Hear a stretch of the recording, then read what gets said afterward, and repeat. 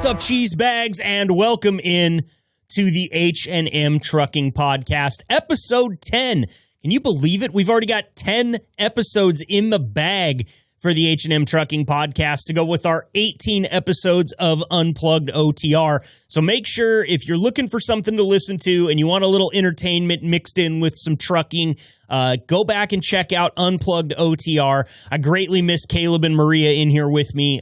We had a lot of fun, and those episodes are always up on our same feed for you to go check out. But the H&M Trucking Podcast is prepped and ready today to bring you an episode with a ton of information. Yes, today we are talking about the freight market, all things freight market. And look, I studied a little bit of economics in college, but probably not enough to be an authority on this stuff. So I've set up a couple of really good interviews. We're going to do a driver profile. We're going to talk to Tim Krueger from JFL Logistics. He is responsible for running the brokerage there. And I have the sneaking feeling Tim's going to give us a lot of insight that maybe we don't have. I shouldn't say we. I definitely don't have it. Econ was tough for me in college, man, especially my Econ 101 class. I was perpetually distracted because there was this dude. I'm going to date myself a little bit here, but you all know I'm 38 years old. I went to college in the early 2000s. And there was this guy that used to wear these Tommy Hilfiger polos, and he used to wear 3 of them stacked on top of one another, and he would pop the collars and iron them out. So he kind of looked like a villain from Abercrombie and Fitch or something like that. I could not focus because I'd just sit there and look at this idiot. And look, if you come from a collar popping generation like I do, and that was your choice at the time, I'm okay with it. Look, we've all made our choices, okay? I used to wear my hat kind of like 45 degrees off to the side. We've done things. I had a pierced ear, just one, and no, I didn't stretch it out. So I understand that we all make choices, and sometimes the choices that we make in our youth, we got to look back on them. But I don't know enough about economics, long story short, to give you the information. So I've called in the experts. We're going to talk to President of H&M, James Fonda. And actually, I would like to mention a nice thank you to James Fonda and the H&M Trucking family for welcoming me with open arms. That's right. I was in Omaha, Nebraska, all the way from Eugene, Oregon last week. Spent 3 full days at H&M, getting to know the staff. I think I met close to everybody. There was a few people that were kind of stragglers there that I think we spoke in passing, but I didn't get to officially meet you. So if you're listening and you're part of that H&M family in the front office there, thank you so much. That was such a fun time. I think the podcast is going to be leaps and bounds better now that I've actually met people face to face. I always say, it's easy to ignore a phone call, but once you've seen me in person and you know that I have legs, I'm not just a head on a computer screen, that's when I get really hard to ignore. Let's face it, I'm pretty hard to ignore as it is. This voice, this personality, it's kind of all over the place. So you'll see me. But again, thank you, H&M, for such a cool week, and thanks for playing host. We've got so much good content out of those 3 days I spent with them, so looking forward to it. But for now, let's talk about the freight market. From Omaha, Nebraska, to whatever lane you're driving, this is the H&M Trucking Podcast with your host, Marcus Bridges.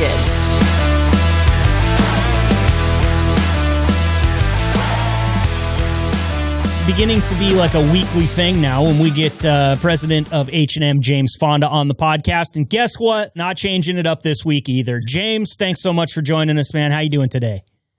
Great. Awesome. Glad to be back. I hope so. And I'm, like I said last week, now that I've seen you face to face, I'll know if you're lying to me when you say that, okay?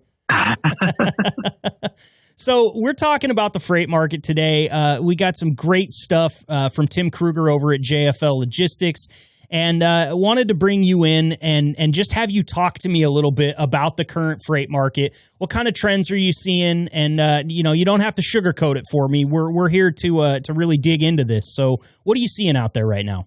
Well, it's a mix of, there's a lot of everything. It's kind of unprecedented, and it's not just our market; it's all trucking. You typically would see when you see rate pressures, you would see influx in equipment availability and stuff like that, which is not the case. So you have a lot of different short summing up. You have a lot of different inputs that do not align to a normal trucking cycle, which makes things a little unpredictable. And you just kind of go together instinct. And luckily, we're a solid company, so we don't have much to worry about. But those smaller guys are they're gonna have some months of headwinds against them. What are some of the things that can knock you out of that, or not knock you, but knock the market out of that normal cycle that you're referring to? Well, it all started with 2020, and then the lack of equipment availability. All that just sparked it all. So it moves into, in a typical cycle, you'd see if there's all of a sudden, let's say we were full, and I would just go buy 10 more trucks, right? When you have driver availability. Well, right now you can't do that. So that's you, and you're still having trouble just replacing your current equipment. So that in itself, you have two thoughts in some of these companies. Some are like, oh, I just want to hang out with the smaller guys, right? Your 50 or 100 truck companies. I just want to hang out here. You'll talk to them like, I don't know why these bigger carriers, why you guys just keep expanding when there's all of a sudden the driver market's tight. Like, just let it be that way. And it's like, well, all those pressures just come back to it. You're still having wage pressures coming into play. Not so much on the driver side, but at least definitely you're feeling on the office side. The driver side over the years, especially us, is kind of picked up and kept pace where it needs to be, and for the demand. But now you're having pressures from customers coming back and saying, oh, you have to cut rates because fuel surcharge is lower. Well, that fuel surcharge has nothing to do with where the rates are at. The rates are at because equipment costs, driver costs, employee costs, office costs, whatever it is. So, now, long story short. Yeah. Now, there was one thing that you touched on there that because I've been counting now. I think that right now we're at week 125 of 2 weeks to stop the spread as far as COVID is concerned. You get that number up.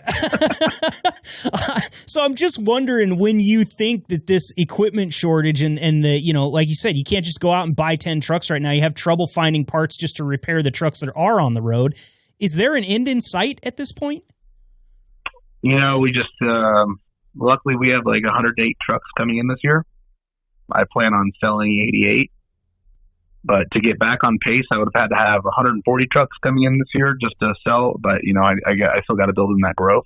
Mm-hmm. So next year we'll be another heavy, if we can get it, another heavy truck purchase year. Because like last year we had 120 trucks on order, and we ordered that maybe a year and a half in advance because of what was going on, and also because of Jim taking over in the shop.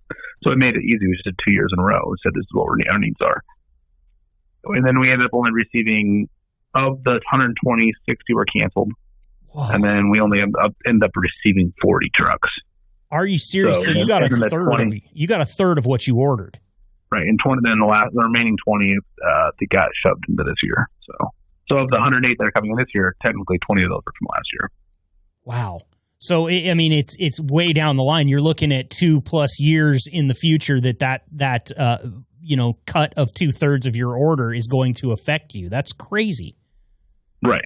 So, now next year, if I can get another decent sized order, I mean, you're looking at a couple years of this, and it's not just us. It's all equipment. It's airliners, right? Like United has just announced they're putting in 2 new planes into service per week. Think about that. That's huge. So, the economy is just in this weird spot because equipment heavy companies like ourselves, we have to keep up. We have to get back on track. But other sectors of the economy are not that way. So, the economy is going to be kind of held up by, again, more or less trucking, but not for the ways you'd think it'd be being held up. It's just because we have to, purchase all this equipment, and that'll help continue to spread the economy as well. So, I don't know, it's an interesting thing to navigate. Yeah, I mean, it's like a huge crop of new drivers waiting to take the wheel doesn't do you any good if you don't have anything to put them in, right? I mean, right. You're just kind of hoping. It's like, hey, hang in there, buddy. We'll get something someday, right. And then 2.5 years later, that guy's truck shows up. Great. Yeah, awesome, got it. So, but these are just the times we live in. Like I joked with Dale a few weeks ago. I said, It's since 2020, it just seems like every single week is something new. Yeah. So, It's almost like I actually joked with Brian, the head of Vance today. I said, "Yep, 2025 is going to be really boring. We're building this new office, we're building this new shop next year for the trailer shop, and we're doing a bunch of stuff in the office trying to get these trucks." And I said, "Yep, 2025 is going to be a really boring year. I have to figure out how to make that interesting." Something tells me there's a small part of you that's looking forward to a boring year, James. Well, probably not. I say that. I might say that. It might come out of my mouth, but like I am who I am, so I'll go make trouble somewhere. Okay. All right. Cool. Well, hey, we'll do a podcast episode on whatever you get into. I'm all about that. Right.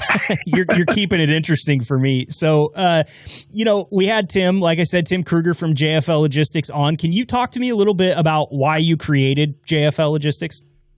So we had been floating the idea for probably 3 years. I was kind of restructuring internally at the time over the last few years and getting good staff and, just building a solid base. So finally I felt like I had that, and I had a person I could move over into that position.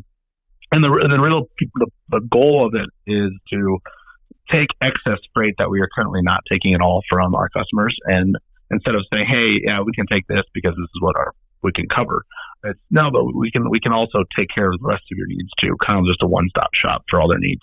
And then additionally go find new customers and use it as a sales arm as well, right? Like not only can H&M benefit by saying, "Hey, we can help you and take all this excess freight, let our brokerage take care of it," but the brokerage can now go out there and find new customers, then potentially, leverage that back to as a customer base for H&M.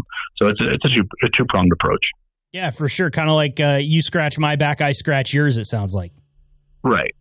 So this is a fun question. I actually had some help here because, listen, I'm 38 years old, so I don't have these kind of terms in my vocabulary. But a couple I'm 34, so hold on. Okay. Well, if you're completely lost on what I say here, just tell me and I'll reform it. But I've got to use this term because the question that was posed was, how do you secure the bag for your drivers when it comes to making sure they get miles in a market like this? Was that from a driver or from an office person? Secure the bag. Secure the bag. It actually came from some of the podcast support team, which skews a little younger. Secure the bag, basically meaning like, I understand what it means. Just we're trying to figure out where that was coming from. Yeah, it's not me. I think the it's definitely not you. Yeah. So, man, that's hard. That's hard to say, right? Like, secure the bag for the miles of the drivers, right? I joke about this. A couple of years ago, we had a driver. She came up to me and said, "I don't know why any of your trucks ever go north. You should just stay out south of whatever." And then you're like, "Well, 80% of the population lives north of that, so that's where the trucks go." So, it's a mix of finding customer freight with driver friendly lanes, like where we'd like to go and like to see. But at the same time, like the reason that we pay well is because we go after good paying freight. So, do I come out of the gate and say like, "Oh, I'm going to promise you X and X miles, you're always going to get this"? No, I would never say that because I don't know what tomorrow's going to bring you. But as consistency, like, yeah, we'll look at stuff and say, and JFL is a key example of that. And actually our Southeast division was the primary focus of that. We weren't taking a bunch of freight because I knew our drivers would hate this. But also you create a Southeast division or a brokerage firm. And next thing you know, you're like, well, now this is in our ballpark because these guys this is what they're used to. Like they're not needing those long miles. So, and in turn, we'll come back and better support the OTR driver. So, as we build out the Southeast and the Midwest, and then as I get more trucks, continue to build up the Midwest regional and then the South, kind of think of like a triangle. And then eventually my goal is to have 5 or 6 of these regional around the country. That will better support that driver that's securing the bag for the long haul, right? Because they're not having to dick around with the short stuff that we have to cover because the customer's like, well, if you want that, then you have to take this. That's kind of how it works. Okay. So they're kind of like, listen, we're not going to give you all of the steak without you taking some of the vegetables. Like you need to, you need to you're going to have to pull your weight. Okay. Gotcha. So what's the sales strategy? You kind of touched on it a little bit there, but what's your sales strategy for H&M going forward? Obviously, we're, like you said, 2025 is going to be a boring year, maybe, but at the same time, you've got a new set of problems every week. It's got to be hard to kind of build a strategy when there's a little bit of uncertainty in the future. So what kind of strategy as far as sales are you looking at going forward? So we're making a few changes on the hopper division. Bashar is going to be retiring next year. So I'm building up that structure and we're going to kind of revamp that a little bit. So and I say it this way: you come in every day with a plan. Like, don't just come in and throw trucks at the wall and just like, oh, we're going to go here. Well, why are you going there? Focus on what you're doing, right? Same with the sales strategy is no different, right? Like, let's focus on where we're going and why we're doing it and the type of customer we're going after. The new focus is now actually a joint force between the hopper group, the van group, and the brokerage group. So I have Tim kind of leading that charge where they meet once a week, at least in the beginning, the two from each group, and we're going to start kind of focusing as a group effort, not be so siloed. And what will that provide the company moving forward? Is that's just kind of just opportunities, right? Like, you're always trying to find what's a new opportunity, right? If I can replace 10% of my worst customers for whatever reason, whether that be a headache or whether that be pay, you're going to take that opportunity. Like, you should always be looking for the next opportunity. And if someone's not keeping pace where you need to be, then you chop them. And I believe that more than just customers. World, but that's for a conversation for another day. For sure. Well, and I think that's important to touch on and let the drivers out there that are listening right now know that you're keeping your eye on these customers, and if they are causing problems out there, it's only going to be a matter of time before maybe you trim the fat and go with somebody that's not going to cause those problems. Right. Well, it's all about pulling your weight, and look, the steak's great. I had one last night. They served it with some weird kind of glazed carrots. I ate them. I wasn't happy about it, but I did it just to, respect the chef. So I guess I kind of understand this whole thing. It's tough not being a driver, not being actually involved in the company for me to understand these things from time to time. So I appreciate you giving me like a layman's definition here and walking me through it, because I've learned just in talking to you and Tim about the freight market, I've learned like an exponential amount, and there's really a lot of nuance to it is what I found. Oh yeah. I mean, everything about trucking is all integrated, right? Like, even like our equipment sales, right? We're getting ready to start selling equipment again. So that it all of a sudden brings excitement to the fleet, right? But it's not just the fleet. Like, we'll get customer compliments. They'll say, how nice your new trucks look, how nice these new those prestige hopper trailers look. It's full picture, right? And you're building, going forward, and it's kind of the thing with the new office, and we're building a brand, right? Like, we're a brand that you're going to come and you're going to be treated, the driver, you're going to be treated fair, and the customer, we're going to take care of you. And, we are a premium brand. And that's what we're going after on whether that's the driver or that's the office employee. And you touched on it. We're going to call it back because they are so damn good looking. The Prestige hopper trailer. I have a 56-foot spot to park an RV in my driveway, and I don't have a trailer. But if I did, it would be a Prestige hopper, the Prestige distinction. I mean, those things. I mean, they're pretty sexy. So. They really are. I mean, it does not surprise me at all that somebody would see one of those and be like, yeah, just sell all the rest of them that I've got and give me all of those ones, however many you can make. Such a good looking piece of equipment. Well, listen, James, I know that you're on a tight schedule. As always, we really appreciate you coming on here. Anything else you'd like to offer the drivers before I let you go that might concern the freight market in general? No, I don't think there's much concern at this point. And we've been around for a long time. I know how to keep things going for a long time, so it's been part of my blood and my family. So, you don't look at a 1 year or 2 year deal. You look at what's a 5 or a 10 year look at. So there you go. And that's why they call him the president of H&M. James Fonda, have a great day. We'll talk to you again next time. Have a good one. Later.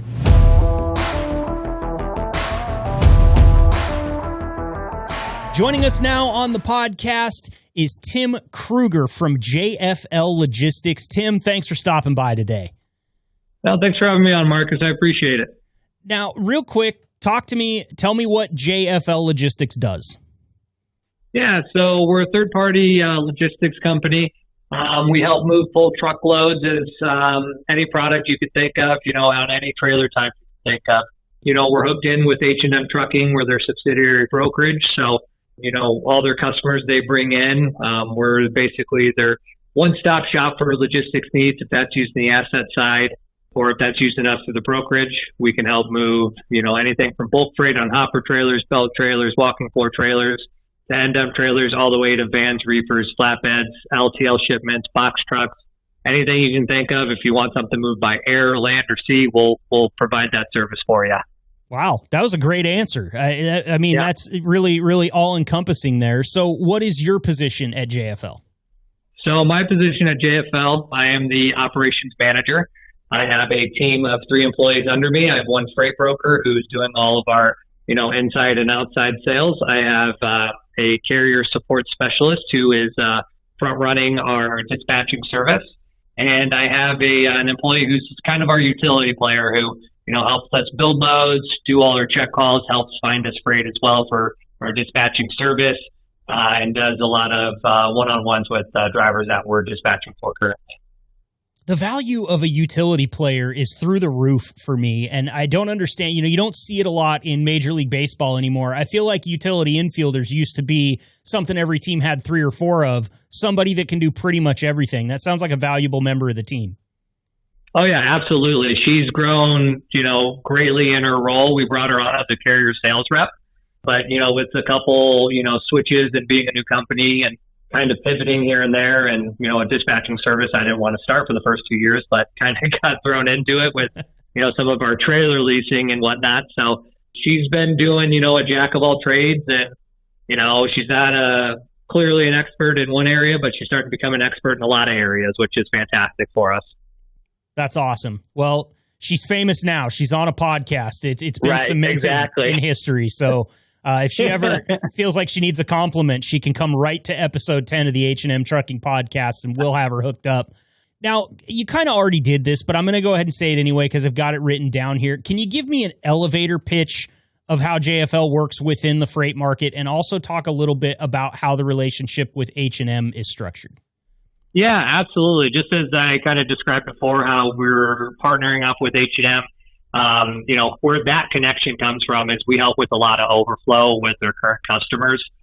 Sometimes they're like, hey, can you take this? Can you take this? Can you take this? And it's, in freight, in 1 minute, everything could be working just fine. And the next it's, a fire that just exploded on you and, problem after problem after problem comes through and trucks don't make it on time and you can't make these reloads. To where they can come to us and be like, hey, we just had, our truck broke down. We can't make this pickup. Can you come in and find us a carrier and, help us with our, revenue at that point and help our margin? Right now, right before I came in here, they shot me over a load and be like, hey, can you get this picked up tomorrow? We shot it out there. We hit up our carrier network and we got that load covered for them to make it on time to, keeping their service marks for their customers. Where we fit in is we're that jack of all trades for companies and customers in the food and beverage, all the way to steel, and also in the bulk commodities for dog food and cattle feed. From there, we help out with those customers and do the heavy lifting to find those carriers and vet every single carrier that comes in to prevent fraud and to let them know that their freight is in good hands and it will be on time. So it kind of sounds like, much like you have a utility infielder that works for you at the company, you're kind of the utility infielder for H&M a little bit, where you can handle pretty much anything. Yep, absolutely. Our hopper team would be like, hey, Tim, same thing, same issue. We got this customer freight we can't cover. I'll come in. And we, like our big, vast carrier network that I've been working on since we started last year, that Faith, who has been doing our carrier support specialist, has helped out with Victoria, and then bringing in our new freight broker, John. We're all building this network up to make JFL just as successful as H&M is. That's awesome.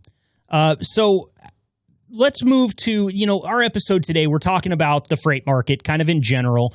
And that was why we wanted to have you on, because obviously you're well tuned in to the freight market as a whole. And I know that it's hard to give me like a snapshot of what the freight market looks like right now without covering 1,000 different bases. But can you give me that 100 miles up look of what the freight market in the United States looks like right now? Absolutely. It's starting to become a shock to a lot of carriers right now. You're coming off a lot of, post-COVID, where COVID was going on and rates were through the roof because of, all the supply chain issues that were occurring because of COVID. The lack of capacity wasn't there. A lot of these customers, these big time customers, as far as, like Land O'Lakes or Winfield, Sherwin-Williams, like all these, they need their product to get there, and they were paying premium dollar. Well, we're starting to get back into some normalcy here. You're starting to see a lot of post-COVID freight moving, and you're seeing a lot of rates drop significantly, especially on the van, flatbed, and reefer side. Before you were running, $2.50, $2.75, $3 a mile on those sides, and now you're seeing some lanes running at $1.50, $1.65, $1.75, and that's kind of what you were seeing pre-COVID. The bulk freight on, they were hitting around the same numbers, and when times were good, you were running on the loaded mile $3.85, $3.75, and now you're barely lucky to get $3 on the loaded mile. And a lot of capacity is starting to come back in, which is becoming a very heavily one-sided to the shipper market. A lot of the trends I see right now, you're not going to see, probably till the end of the year, where it might shift back for the carrier. That's great for us because right now as a broker, we have that, trusted customer freight that comes through our door, and we can go out to carriers and, our job is to make margins on that. To, get it for a customer at, price A, and we sell it at price B and move the freight where we need to. And, our market shares are going to jump up significantly, but there will be a turn, and it always happens. And I don't see it moving until next year. It will start to favor the carrier again. As all those come in, we might see, some customers that didn't give us a shot because they were working with assets. And then when that finally shifts, that's going to open it back up to us bringing more customer freight too. So as a broker, you kind of teeter, back and forth on a few things. You try and read the market best you can because you don't want to, lowball yourself, and then you're losing a lot of money, and, you're trying to move it to help the customer. So it kind of fluctuates that way. But right now it's a very, very far-sighted with the shippers, and they're getting the rates they want. They're moving the freight they need to.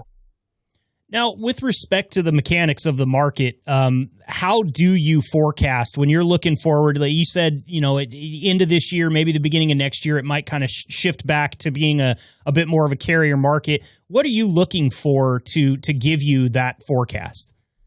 Oh, yeah, absolutely. So we use, I use a website called Freightways. They always, release market data that's coming through every single day. They kind of give you a pretty decent insight of where freight's moving.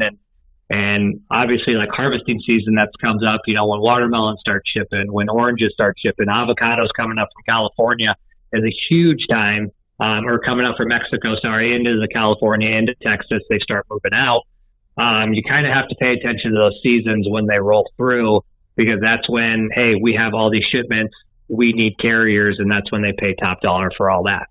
At some point, if prices keep dropping, you do see these smaller carriers, these owner-ops, to where, they can't keep up with the price decline, and they don't have the cash backflow to keep themselves running, and you see a lot of capacity leave at that point. You see the price of another thing of for carriers right now, you see the price of parts go up. You see the price of fuel go up. Insurance has gone up. But then when you see a consistent downfall of rates, your capacity either A, starts going out of business, or, come summertime, a lot of truck drivers will leave to go do construction jobs. So your capacity shrinks quite a bit. When that happens, you just kind of have to play and just see how things are running and keep an eye on, Dad has a great software that we use as well that gives you a map that says, hey, these are loose areas, to where if you see a very loose area, that's great for brokers and bad for carriers. But if you see a very tight area for capacity, that's where if you're going in there as a carrier, you're going to be able to name your price to get out of there. So that's kind of what we use, just to keep on market value and see where everything's moving and what's moving at what time is kind of how we adjust. We also have a lot of internal data we go off of. From, H&M has been around since 87, and they have lanes all over the country that we can look at and see what prices have moved, and we can graph those out and see what we're thinking. So it sounds like you just kind of are analyzing a mountain of data to try to get an idea about what's coming. Are you always sort of looking forward, or do you look back at, say, trends that developed within the last year to try to help you with that analysis? Oh yeah, you're always looking forward. You're always seeing like kind of what's moving and what's out there. But obviously, like your data from the past always helps. With COVID, it has skewed things quite a bit, so it has been a little more difficult to read those markets. But as things, like I said, start coming back to normalcy, and where you're seeing capacity shrink up and trying to stay ahead of those things as far as looking at the stuff that FreightWaves is bringing out as far as data is concerned. Where you're seeing a lot of holdups at shippers and receivers, and then working with DAT to see, they're pulling in data, constantly. So you get to see a lot of rates that are going through, a lot of reports that are coming through, and you can kind of judge the market at that point.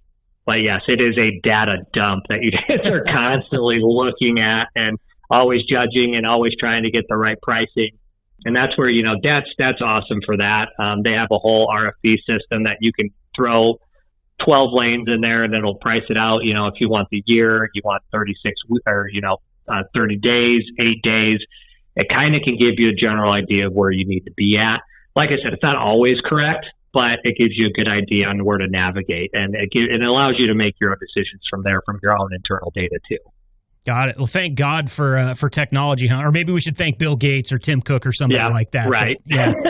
One of those guys, one of those people that's way smarter than I am. Well, it sounds like you kind of have your finger on the pulse of the market, and that's one of the reasons we brought you on today. Very, very grateful for your time here. I like to, because this podcast is mostly for drivers that are out on the road, I like to give my interviewees the floor, and if you have anything to say to your drivers, whether they be H&M, whether they be just out there driving for any other company, what would you say to drivers right now, Tim, about your market forecast that it's probably going to turn around here before too long? Is there like a hang tough message or anything like that you have for them? Yeah, that's honestly exactly what it would be. Just hang in there, hang as tough as you can in there. Like, especially on my side for brokerage, we pay on, obviously service, and I will pay an extra service on that. A lot of guys are just like, nope, this is the market, this is what I'm covering at. It's like, no, like I always tell them, like, I'm in here behind the desk. I go home every day. The drivers out there are literally doing all the hard work, dealing with, upset shippers, receivers, like, especially if their day's going bad, they take the brunt force of it. And I relate to, all of that pretty well. When I was at H&M, I had, Tom Woods would always get on me, or Ronnie Jones would be calling me. And I'm still friends with these guys today. I talk to all my drivers. I don't even classify them as drivers. Like, these guys are my friends now. And for me, it's just respect. As far as like brokerages go, it's respect, and how you talk to drivers and how you talk to the people who are doing the tough work for you goes a long way in this industry. You talk to these guys and they become your friends. You learn about their families, their friends, their pets, everything about them, their hobbies. Like, we have a driver right now who is from Moss Point, Mississippi, who is part of a motorcycle, I guess, gang you would call them. And they're the first, biracial motorcycle gang, and they're like number 2 in the country on biggest motorcycle gangs. And like, you send me pictures all the time of like their 300 plus ride-alongs. It's really cool to see and really get to meet new people, and they become friends. But all overall message, hang in there, keep moving, keep spinning those wheels. The money will come and the market will shift. It always does. That's great stuff. Well, I'm obviously not a truck driver. I'm a podcaster that talks to truck drivers, but I can definitely echo your sentiment there. I've got to talk to a lot of H&M drivers and also drivers outside of the company since I started this gig, and I have a tremendous respect for the job that they do and the things that they put up with out there. We wouldn't have a podcast if it wasn't for all of those things. And so just, hats off to putting up with everything that they put up with, and having a guy like you on their side, it sounds like just another tool in their tool belt. So I want to say thanks to you as well, Tim. This has been some great info that you've given us here. We really appreciate your time, and I can almost guarantee that when the brass hears this interview, they'll suggest you come back on another time, sometime in the future, and talk to us again. Yeah, hopefully. That'd be fantastic, Marcus. I appreciate you having me on. I'd love to come back and, talk shop or, talk whatever you're thinking, or, if you go into anything as far as driver relations go, I would love to be back on and talk to you about that as well. Awesome. Thank you so much. Tim Krueger, JFL Logistics. Have a great day, and thanks again. Yep. Thanks, Marcus. Appreciate it.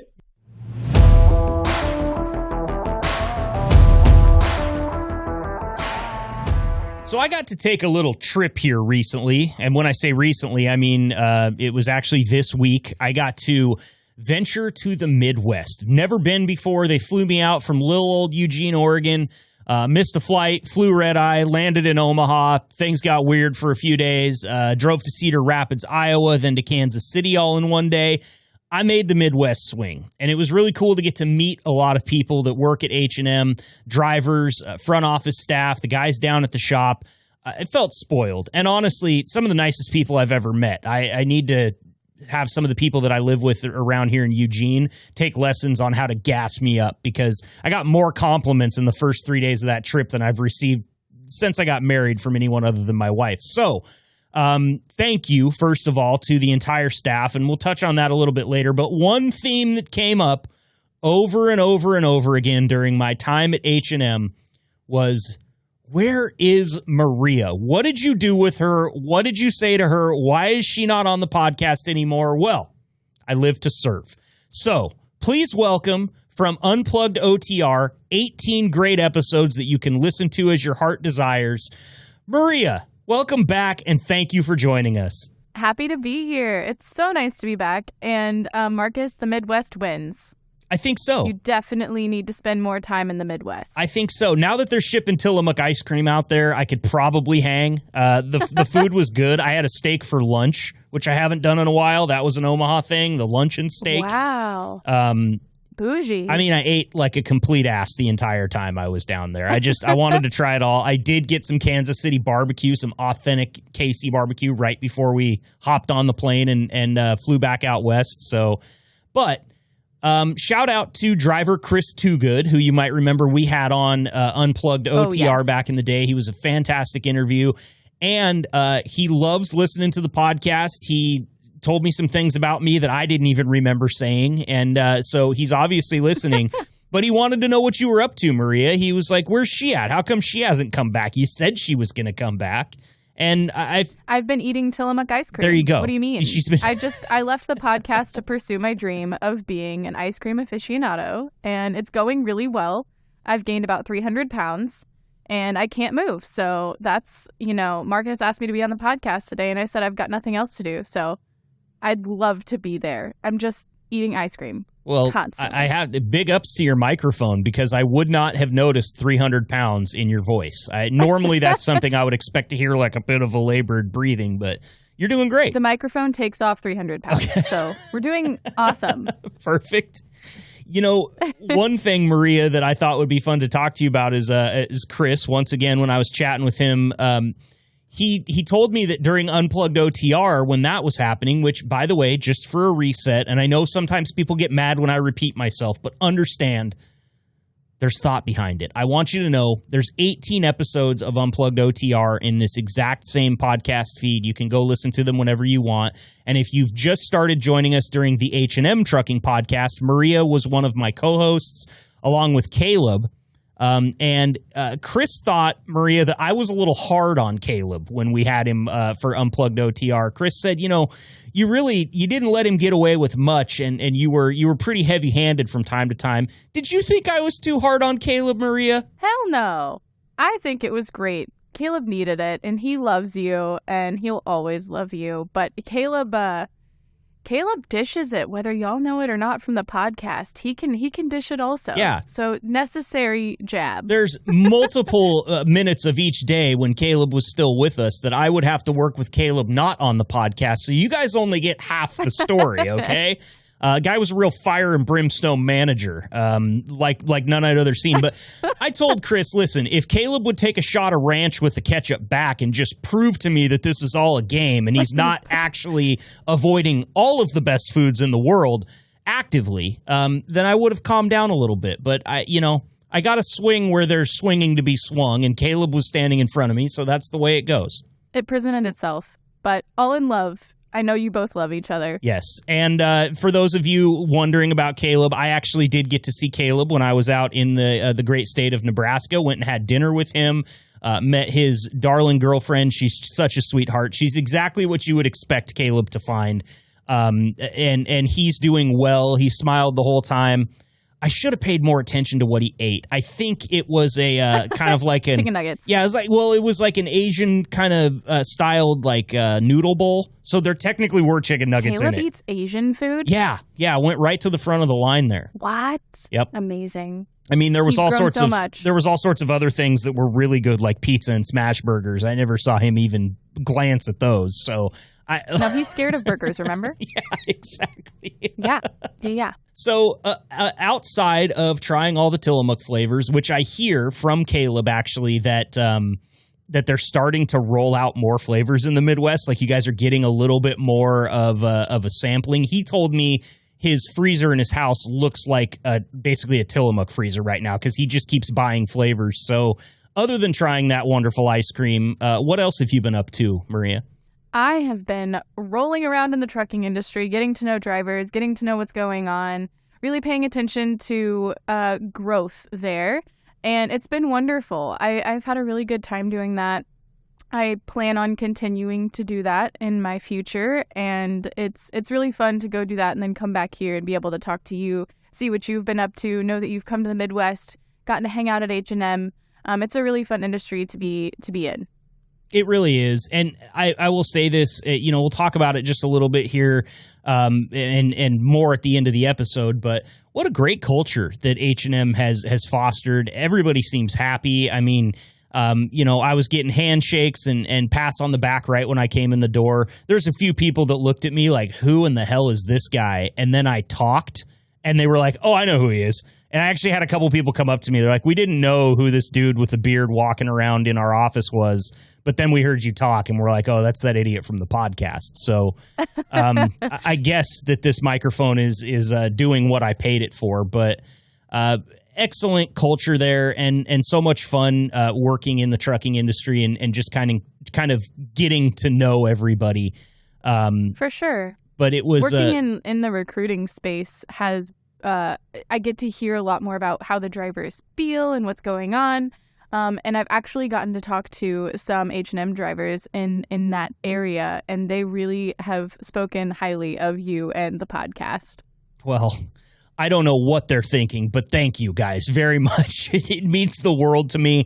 I'll never, choosing this as a career, as a career path is really tough when you're a person that generally doesn't like much about yourself. And I don't say that to like, you guys should feel sorry for me.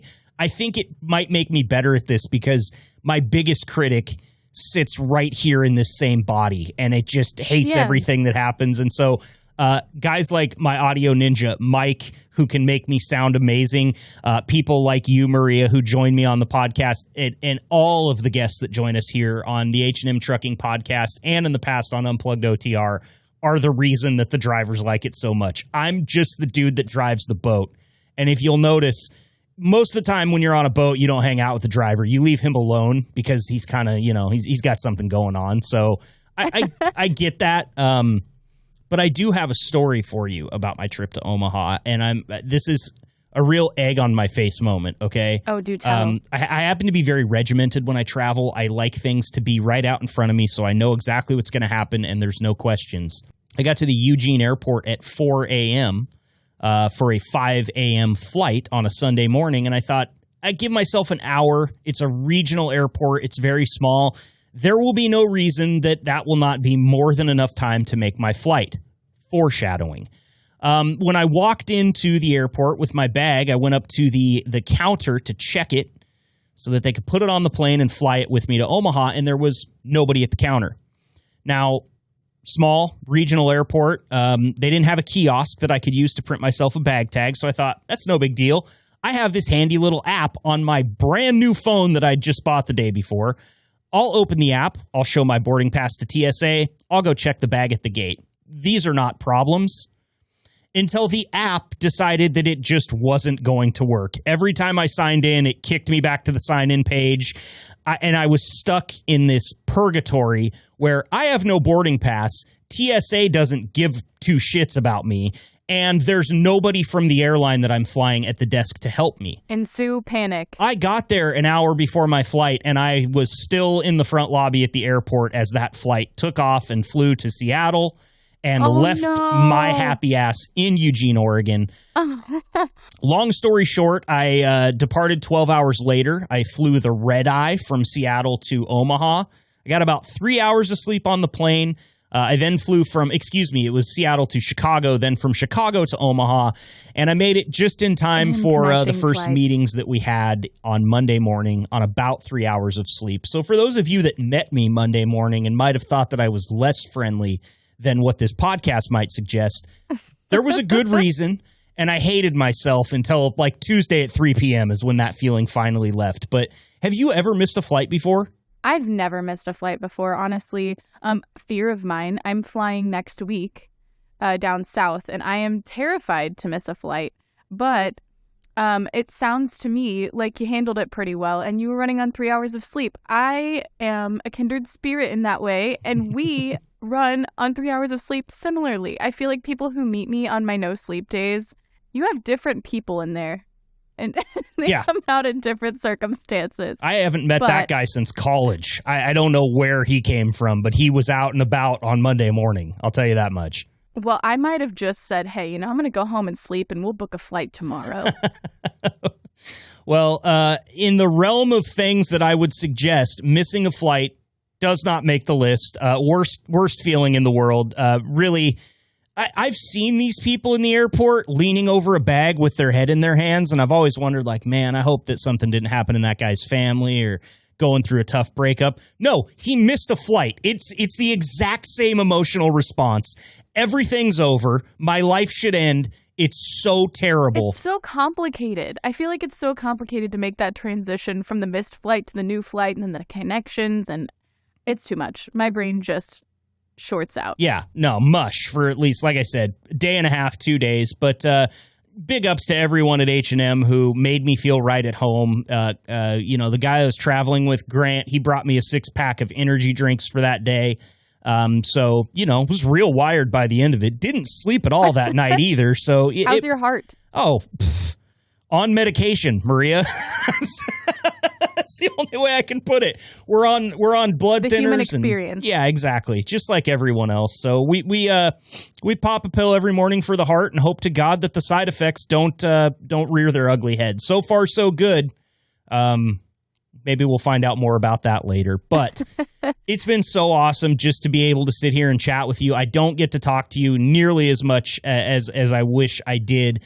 We had so much fun doing Unplugged OTR for 18 episodes with Caleb and our audio ninja Mike, and you were such a big part of that. So it only felt right 10 episodes in to get you back on the podcast, let the drivers know that you're still alive and well, and you still like us. I didn't say anything to offend you and get you out of here.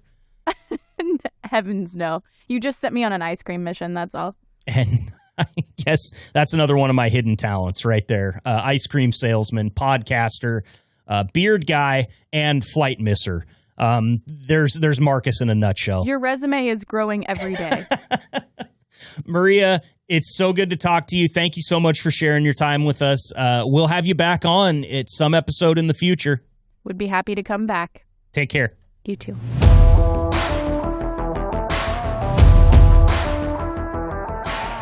Man, you just want to tickle my nostalgia bone a little bit. I mean, listen, when we were doing Unplugged OTR, for those of you that haven't checked it out, it was a lot of fun. It was a little less focused. We got to do a lot of fun little host content.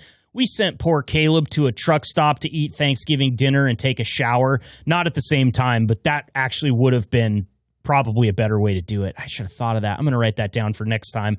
But Caleb and Maria and I had a blast getting to know one another and getting to know all of the great drivers from H&M that we were able to profile. So last time I'll say it, because I know I repeat myself, please do go listen to those episodes whenever you can. And I just want to say how awesome it was. A huge shout out and thank you to everyone that works at H&M Trucking. We're going to have, of course, Eve will come on the podcast next week. We'll get to hear from James. These are all people that didn't know me the last time they talked to me in person, and now they do. So it should be pretty interesting to hear what they have to say. I'm not special by any means. Please don't make that mistake in thinking that I think people need to know me. It's going to work a lot better for them to understand why it is that I am the way that I am. But I can't believe the culture that I witnessed when I was at H&M Trucking, from the front office and the top brass all the way down. Everybody was friendly. The shop guys, I was in their way a lot of the time, and they were really cool about it. I got to check out some of the equipment. I got to sit in a brand new Volvo truck. They did a photo shoot of me, you guys. There's like some poor gentleman that has 300 plus pictures of my face out there. What a trip. Thank you to everyone in Omaha. And by extension, those of you that I met in Iowa and in Kansas City, just a phenomenal experience for me. As a person that hadn't seen much of the Midwest, I got to say, I like it. I like the whole lunch steak idea. You feed me just a slab of meat at lunch with a salad bar. God, just punch my ticket. I'll come back anytime that you guys will have me. Make sure to stay tuned to the H&M Trucking Podcast every single week. We've got some great episodes planned. We've got some great interviews planned, and it's just going to be that much better knowing that I've sat in the same room as the people that I'm going to talk to, and we're going to get so much more out of it. So great episodes on the horizon. Check out the social media. Once again, H&M Trucking on Facebook is where you can find us. We'll release an episode every week, and there's not a podcast service that you can't find it on. So subscribe. Once again, a shout out to Chris Toogood for spending so much time in the parking lot, just letting me tug on his ear and learn some things about drivers. And there was also a new driver that I met out there, and I didn't catch his last name, but shout out to you, Nathan. He actually subscribed to the podcast right in my face and was just about to go do his road test. So I hope everything goes well there.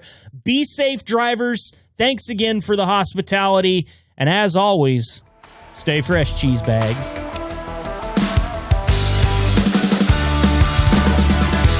Thank you for listening to the H&M Trucking Podcast. Please leave a review, subscribe, and connect with Marcus over at the H&M Trucking social media channels. And if you're considering a job at H&M, find us at hmtrucking.com. Until next time, stay safe and ahead of the curve drivers.